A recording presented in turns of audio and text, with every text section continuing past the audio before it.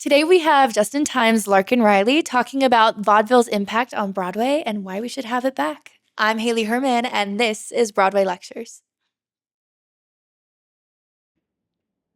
For the sound. Larkin, hi. Hi. Welcome to Broadway Lectures. Thank you so much for having me. You're so welcome.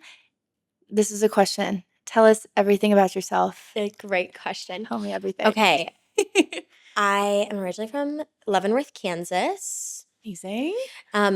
Grew up there. I started dancing when I was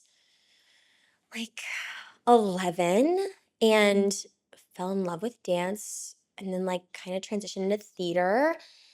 And from theater came speech and debate.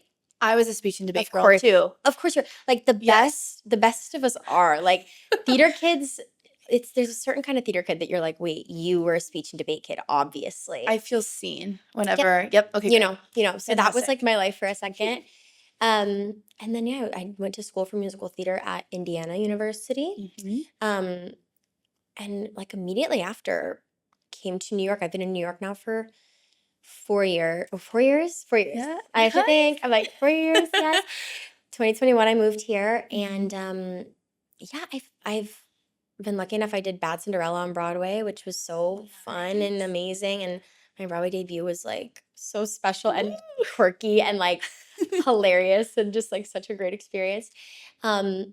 And now I'm in Just in Time, which Mhm. is the Jonathan Groff musical at Circle in the Square. Amazing. And it's crazy. Yes. But it's so fun. Mm-hmm. And yeah, that's my little spiel. I love it. Do you want to dive deeper into your Broadway debut in Bad Cinderella, and then we'll Sure. transition to Just in Yeah. Time? Perfect. Okay, great. Bad Cindy was amazing.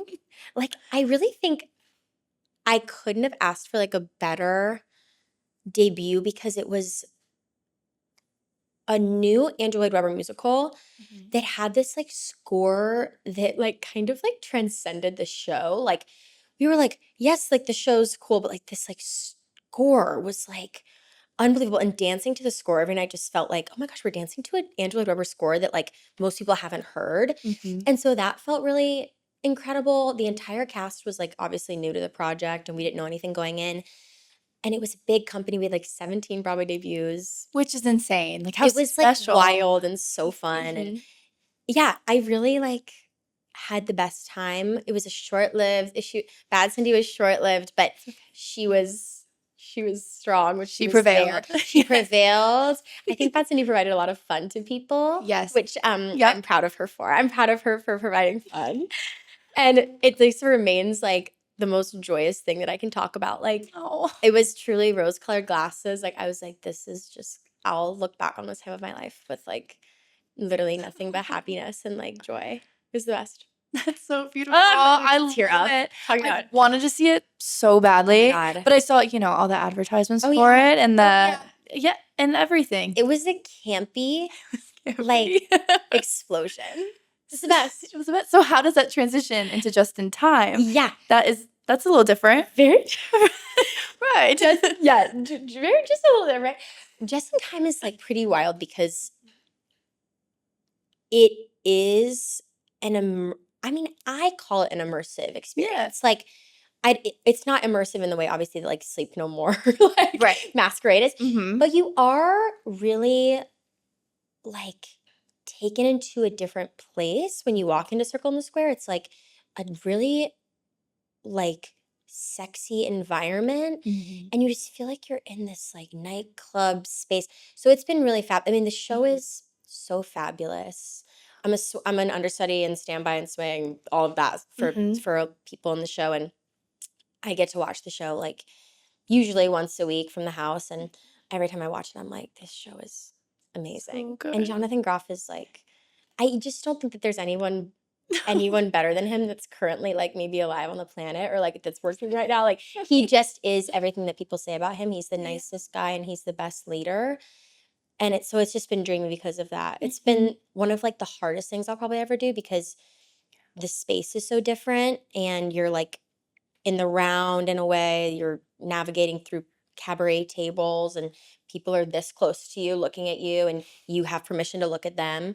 So definitely new challenges, still to this day, like we're 6 months in and I'm still like sometimes thrown off my rocker a little bit, but Yeah. it's incredible. Well, especially working with the audience, and Yes. that always changes. I'm sure that's crazy. It's crazy, and we have amazing audience stories. The audience they're a character, and Yeah. they will speak to us. They'll speak to Jonathan. They'll try and touch us, and you're like, "Oh, this is too close for comfort." But it's so exhilarating. Like, Yeah. so it's really unlike anything I've ever done. Mhm. Do you have a story? Do you have like one? We have like there's these moments where Jonathan gets up on some of the tables, and like some of the best stories are like people will like scream bloody murder because they think that he's gonna like fall over. Mhm. So like there were these women a few weeks ago that Jonathan jumped up on the table and they truly were like screaming like he was like gonna face it. So it's stuff like that you're just like you really get to see their honest reactions. So it's very, very cool. Very, very cool. Amazing. Yeah. And remind me who you cover, understudy, all the things. I cover Sandra D and Mhm. Connie Francis, and I swing the 3 dancers. And how is that? Learning all of that material. It's good. It's Okay, good. it's I've understudied a lot before. I've never swung before. I've Mhm. understudied, but the swinging aspect has been like definitely a challenge for me. Mhm. The 3 girls like are, they mirror each other a lot in the show and they have different exits and entrances. And so it's just been like a learning curve for me to really like have to go detail by detail with them. Yeah. But it's been a really lovely experience and they're like, those are my girls. And so it's so fun and they're such fabulous dancers and they really Mhm. are the show. Like those girls are just in time. So yeah, I'm really glad that I get to understudy them. Yeah, Yeah. that's amazing. So Just in Time is that cabaret, It almost is. immersive. It is immersive production. It Is that is. what inspired your topic today? Talking about vaudeville and cabaret style Yeah. performances? I think so. It's one of the Yeah. biggest things that inspired it because I Mhm. think I'm experiencing it right now Yeah. in a small way, like experiencing like that. Yeah. The thing that like really when I thought about what to talk about, Mhm. I have this is it this always like gets a laugh when I say this. Safe space. But like safe space. Truly the thing that inspires me more than anything is like the Muppets. And so that's where this came from. No, like everyone does that. Like I get this all the time. My closest friends are like, you need to shut up about the Muppets. I'm like, okay. Make me. Make me. But that's what more so inspired, like when you propose a question, like something you want to talk about, I'm like, oh my God, like I want to talk about the Muppets all day long. Like the Muppets are like everything to me. Like they were Yes. everything to me as a kid. And Mhm. watching the variety show, like the Muppet variety show, was I think what prompted me to want to do anything on a stage. Yeah. So I think that's where where it came from. I love it. New topic change. The Muppets. Larkin X Muppets. Yes. Oh my God. Literally my dream. I have always just been like the biggest Muppet fan because I think that they are like the quintessential example of variety. Mhm. And like all the characters have different what do we want to like Niches? niches. Yeah. They have different like roles. They have Mhm. different duties to fulfill. Like Gonzo is like the daredevil Muppet and Yeah. he like his act is doing daredevil stunts that always fail. Like Mhm. not on purpose. Right. Like Fozzie Bear is the comedian. Mhm. Miss Piggy does the burlesque like vaudevillian numbers Mhm. with like gaggles of pigs and chickens behind her, like The dream. the dream. And so I just think that when I was a kid watching that, I was like, oh my gosh, I am so entertained. Mhm. These puppets are like able to keep my attention span, and they're teaching me so much about like music and dance and comedy, and I've always been enamored by how the Muppet organization, how the Muppet organization is run and how they like hone in on, cabaret and variety. Yeah. Yeah. Ugh, and I was gonna say, like, do you want to define vaudeville for us? Yeah, I mean, vaudeville came about in the 1800s. primarily in France. And it's a collection of artists, of performers who come together and do vignettes, little solo acts. And it really ranged from anything from like acrobats to opera singers, clowns. I'm like so partial to like the clowning of it all. Really anyone who had like a skill that would even be considered a skill that people showed at like, the circus. And producers of vaudeville acts would like create their lineup that would be, well-rounded, and often these shows would tour and go to different vaudeville houses, and it really was like one of the like first kind of in your face like style of performing where you're like, oh my God, someone's doing something so wild in front of me and they're so close to me. And it celebrated artists instead of, back then it was often not really considered Right. like a glorified thing to do. And vaudeville played a really big part in changing that, even though it was deemed risque still back then. More and more people began to like accept it, and when it came over to North America, it was huge. And like, you know, early 1900s just was like one of the primary forms of entertainment. Um yeah, and there would be, I think what's so amazing about vaudeville acts back then was like there were often big stars attached. And so it wasn't like, oh, we're going to go see like this group of, it often was like huge people, titans of the art form that would like be involved and that you'd really want to see, like fabulous singers. And so I think that's how it also gained a lot of like traction, especially in North America, was like, oh no, this is drawing in like the artists that we deem to be like incredible and the best at what they do. So yeah, and then, musical theater kind of, the song and dance aspects of musical theater were birthed from that. And yeah, that really was like how how from my understanding, from like what I can, recall. I wasn't there, but from what I can say to you, like a brief intro As to what vaudeville as to what it is in a way, and like how it's, how it came to us is like, it's so, thank God that it like became popular here, because I think it really was like one of the bigger influences of like the modern day musical theater, what we have now. Absolutely. Yeah. Absolutely. Do you have any historical figure influences? Yeah. That you really like? Like, I think the one that, I mean, it's the one that really sticks out is like the Charlie Chaplin of it all is like really incredible. I think as a dancer, to watch him move in the way that he did back then as such a character, such like such he had such unique perspective. Like he was always so specific with everything that he did.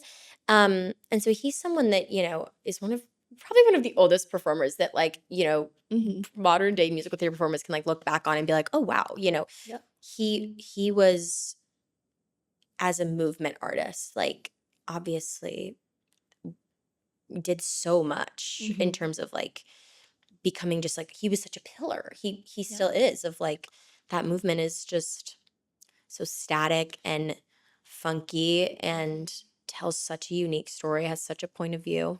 Like, what on Broadway? Is there any show on Broadway that mimics the vaudeville aspect? And I guess Muppets will be coming. And that Muppets. will be doing that. Or God.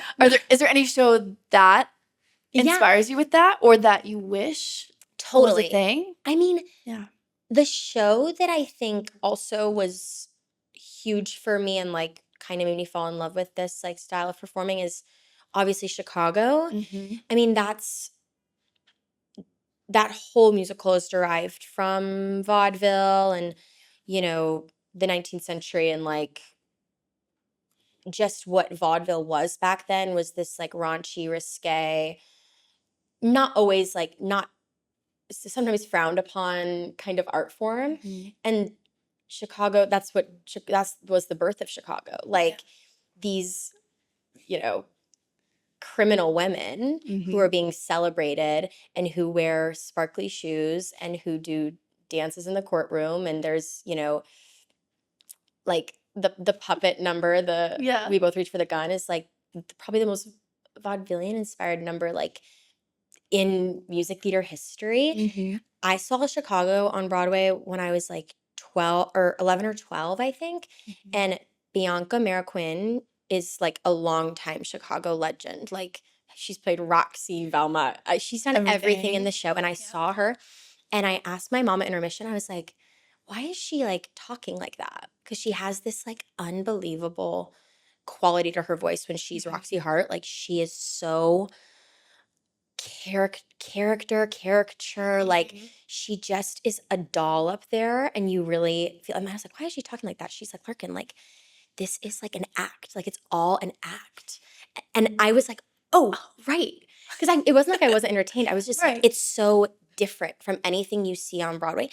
This like larger than life essence and persona, and you felt like she was talking to you. Like, I'm like, she knows that I'm here. And that's what I love about, I think, any variety and like vaudeville inspired performances, or like the connection to the audience is really, you're all aware of it. The performer's aware of it and the audience is aware of it. Talk more about that. The audience and performer connection. You experience it now, and just in general, how that affects how people see and engage with performance. Yeah, I mean, I think it's so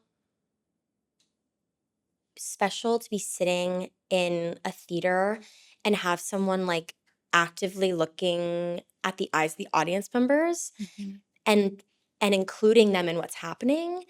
And I think like for like, vaudeville was so huge in that, like the purpose of the performer being there is to entertain you. And they're on that stage doing whatever act they're doing, whether they're like a gymnast or like a juggler, or they're singing, they're tapping, they're doing like miming, clowning. Like their objective is to entertain you, and the audience is like, okay, entertain me. And I think that back and forth like transaction is really like whimsical and fun, and it breathes like such life into this space of like, oh, I'm watching someone do an act, like a song and dance act. They're not putting on some like big backstory. There's not like this plot driven thing.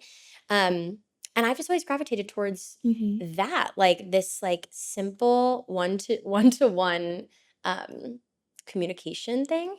No fourth wall involved, And so I also, it's like, I do love like book musicals, and I like, we're so lucky that now we have musicals that are adapted from like the best novels we have and the most amazing movies. But it's just so interesting now, we're so plot that I think it's like, oh my God, sometimes I just want to be like entertained by something that's just like magnificent happening in front of me, somebody flexing something that they can do. So that's why that's why I seek out variety shows like constantly in the city, and am an active participant in the cabaret culture. Do you think that like variety show would ever come back to Broadway? Not even being a Broadway show specifically, just like straight up variety show. I don't think it could in like today's day and age. Elaborate. I think now we know what contemporary musical theater looks like. And I think we've gotten past like like I think that's gone a little bit just from our minds of like when you're going to see a Broadway show. You do want more, and you want like connection to the plot, and like I want to feel something deep. And I'm the same way now. I'm like, I want to go see a Broadway show that like teaches me something and that moves me, and like that I can really like lose myself in.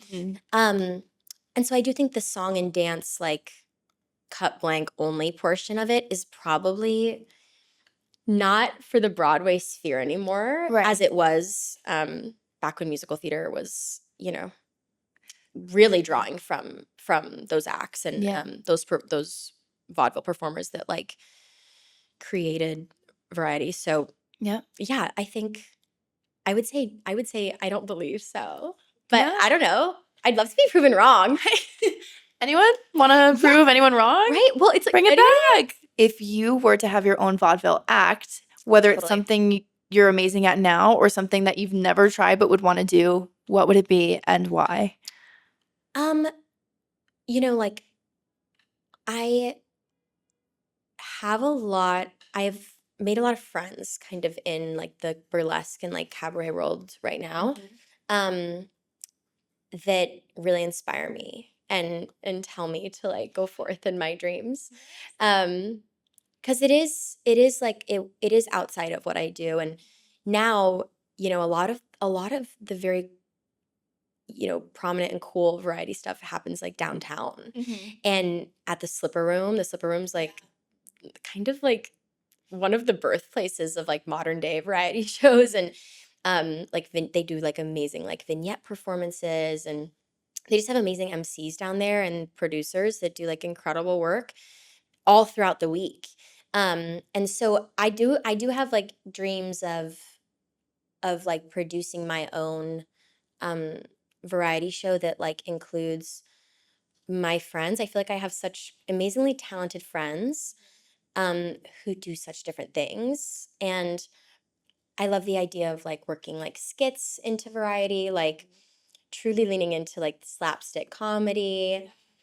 I know some like clowns, and I'm like, I'd love to get like some like clowns involved. My dream is I've had this idea for like 3 years of this show that I would call Serious and Boring. Love it. That's the name of my hopefully like one time before I die variety show that occurs. I love it. Called Serious and Boring. And I want it to be like a celebration of like artists that are anything but serious and boring. Like the most transcendent, like enthusiastic, charismatic performers I've ever seen, and like throw them in a room and make them do what they do best. That's my dream. And also to have it be like it won't be like, okay, now you go. Right. It'll be well thought out. But yeah, that's like the dream of my life, is to get to like produce in this style. Yes. With like people that I love to collaborate with. Would you be in it? Definitely. I think definitely. Yes. And what would you be doing? I mean, it's the song and dance of it all for me. Yep. It really is like I'm so obsessed with like standards. And so all I want to do in my life is like sing and dance to standards. And so that would be what I would be doing. Do you know what song? I know I'm getting detailed. There's like 1,000. Like I have been singing, this is so funny, but Harry Connick Jr. has this version of You're Never Fully Dressed Without a Smile. That's actually a musical thing. I was like, not really standard. But and I'm like, oh my gosh, like, song and dance like that, like truly just like removed from plot and just for like pure joy and entertainment, because it's a fabulous song. Yes. Anything like that, anything by K-Star. If you know K-Star is the bomb. No, she would do like incredible cabaret acts. In France. Love it. She was the best. In France. Yeah, in France. Yes. I'm picturing You're Never Truly Dressed Without a Smile burlesque edition. No. Are you kidding? Exactly. It's in the name. I think that there's something about me too that I'm holding back from beginning my burlesque moment, but it's going to come sometime. Yeah. Maybe like I need one more like decade. Yeah. Take your time. I'm going to take my time, but it's going to happen. You're busy. You're busy right now. Yeah. Yeah. When more time becomes available. I'm obsessed with all those concepts. Are you kidding? And then you can be a producer. You're in your producer era. Oh my God, I'm going to produce. And then that's what I love, because then you can include all your friends. You know that you have the cast. Exactly. I don't have to try that hard. They are in front of me. So like start tomorrow. I think I'm going to. Well, you've inspired me. I think even like, I think about like I have some people that are like incredible pianists in my life. Like, great. When do pianists like get to like sit down, that are in our industry, get to sit down and like just play without somebody singing? Never. So it's just highlighting people's like amazing gifts. Yes. And there's so much, I mean, again, like with Broadway lectures, it's like there's so much more to an artist than just the current thing that they're in. Totally. Like anything under the sun. It's just, we're creatives and artists, and I adore it. I love it. It's like, instead of having to be like told what to do and told what you're doing next, it's like, oh no, like I'm capable of creating something that would make me Yep. really happy and like make me feel artistically and like career-wise very fulfilled. Yeah. Beautiful. Beautiful. Like Broadway lectures. Thank you. Thank you. We already talked about, like, do you think it would come back? Yeah. If vaudeville were to come back, Yeah. how do you think it would enrich the industry? I really think now we, thanks to social media, have Yep. like such short attention spans, right? Mm-hmm. And I think what I adore about vaudeville is there is no room to get antsy really at all, like when you're watching a variety show, because the acts are short. They are truly like you watch a master of a craft and then they are done for the night. Mm-hmm. And I think audiences now would really get a lot out of like this kind. I mean, it's no different than, you know, like going to like the circus in a way of like, oh my God, how fabulous was that? And then somebody else comes out and you get to see something else fabulous. Yeah. And I think it's such a celebration of like creativity and like people's passions. So I think it would what I think I love about it is, and why I wish people would like celebrate it more now, and why I tell people about the shows that I go to that happen and is still in New York, and it's just that you really get to see like someone who excels at what they do it for you for like 2 minutes. And then you're probably going to go home and be like, and talk about it.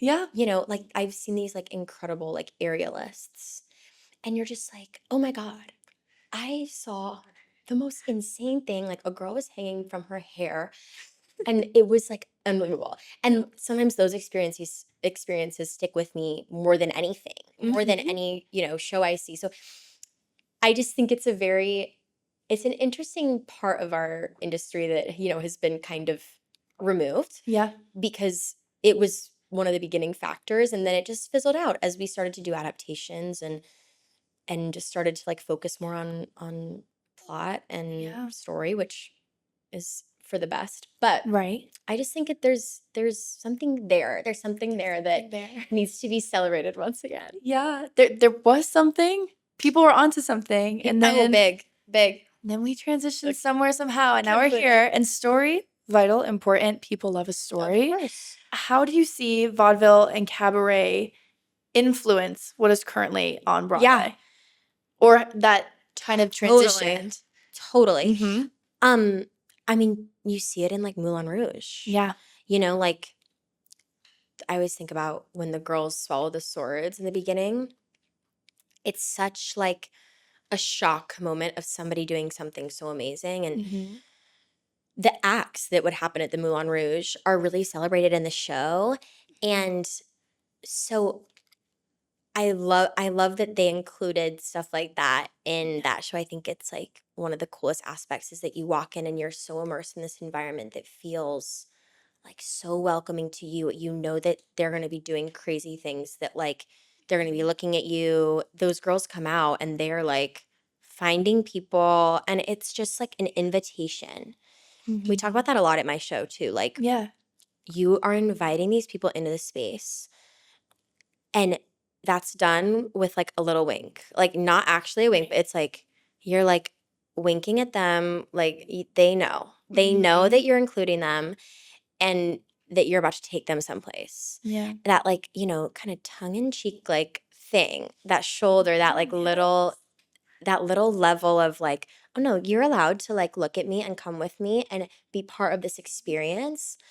I think that's whenever I see a show that has that kind of situation, that those elements in it, audiences just really respond to it. Like Moulin Rouge, Chicago, like any of those, you know, song and dancey type things where you're like, oh, you're aware of me and I'm aware of you. Like, you know, it's very interesting to me. It totally brings the audience in, and they can't drift. They're like, no, you're here. Yeah. I'm on it. You're a part of this experience just as much as I am. Yes. I love immersive theater. I think it's brilliant. I still haven't seen Sleep No More. I oh my God. to, and I'm so excited for Masquerade. Masquerade is like the coolest thing ever. Like I want to see it so bad. I know. Do you know anyone? The concept's incredible. In it? Who I have a friend, Halle Ferrier. She's a Christine. She's incredible. Amazing. But she, like, just from what she's like shared, I'm like, what are we talking about? Like, Right. it is stuff like that is so incredible to me. Sleep No More was wild. It was like I mean, I like separated from who I went with. And you like follow actors and they'll like tell you, they'll be like, and you follow them. I had an actor like lead me into a separate room and like break an egg in my hand. Oh, okay. Interesting. Very nice. It was like one of the freakier things I've ever seen. So cool, so like haunting, and you just felt that is like true immersion to me. That was something that I'm so anxious to see Masquerade because I went to Sleep No More. Yeah. Because people are comparing the two, and I just think it sounds like, oh, to do that level immersive theater with Phantom of the Opera is like really something. It's a dream. It's a dream. Oh, it was amazing. Amazing. So for our final few minutes, do you have any final thoughts you want to say? Anything that we haven't touched on? Future promotions, things, like anything under the sun that you want to add? I think the thing that I would say to young artists coming into the industry or going to school, just dipping their toes in the musical theater pond is, and you said it before, like, and I'm still getting better about this. Truly like leaning into what you have to offer, like your unique gifts, your unique talents. I think so much time we spend, oh, I wish I could sing like that, and I wish I could dance like that, or she's so good at this and I wish I had that. But that is just constant, I think, for all of us. And truly, like, the unique things that you bring to the table, they don't need to change. They don't need to like be altered. That's your like special sauce. And like, don't try to fit any molds. If they want you, they want you. If you're right for something, you're right for something. And I think just leaning into like, I'm just going to present who I am, and this industry is gonna take with it what they will. Like, they're gonna love those unique aspects about myself. Absolutely. That's it. That was beautifully worded. Stunning. Well, thank you so much for joining and talking about vaudeville and your career and everything under the sun. The Muppets. And I look forward to Serious and Boring. Yes. Oh my God. 2020 something. 2020 something. That's soon though. That's within the decade. Soon. Within 5 years. It'll be before 20. It'll be before 2030. Okay, perfect. I will promise that much. Perfect. Well, thank you. Thank you. Welcome. Oh my God.